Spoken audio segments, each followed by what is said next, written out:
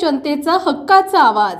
OBC समाज आणि मराठा समाज या दोघांमधला वाद मिटवायचा असेल तर दोघांनी एकत्र आलं पाहिजे।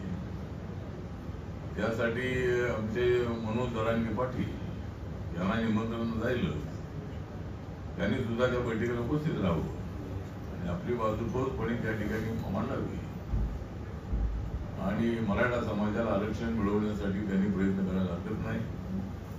ओबीसी समाजाला आपलं आरक्षण वाचवण्याचा अधिकार आहे। त्या आरक्षणाला धक्का लागू नये अशी त्यांची मागणी जी आहे, ती मागणी रास्त मागणी आहे आणि राज्य सरकारने सुद्धा वेळोवेळीला सातत्याने हीच भूमिका मांडलेली आहे। ओबीसीचं म्हणणं आहे की बाबा आमच्यामधून देऊ नका, आम्हाला जाऊ कमी मिळालेलं आहे। 50 ते 52% लोकसंख्या असणारा जो ओबीसी समाज आहे, त्या ओबीसी समाजाला फक्त 27% आरक्षण मिळालेलं आहे आणि त्यामुळे आमच्यामध्ये कुणाला टाकू नका ही त्यांची मागणी आहे। आणि माननीय एकनाथ शिंदे, देवेंद्र फडणवीस, अजितदादा पवार यांच्या सरकारने 10% आरक्षण मराठा समाजाला देण्याचा निर्णय घेतलेला आहे।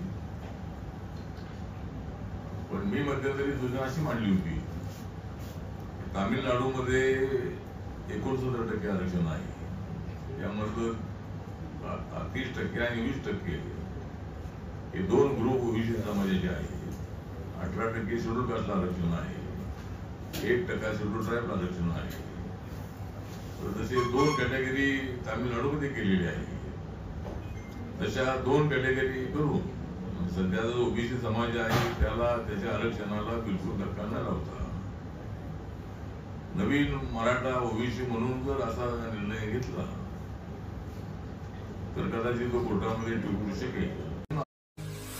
आपल्या भागातील महत्त्वाच्या आणि ताज्या बातम्या पाहण्यासाठी गंधवार्ता न्यूज चॅनलला यूट्यूबवर सबस्क्राईब करा आणि बेल आयकॉन प्रेस करा।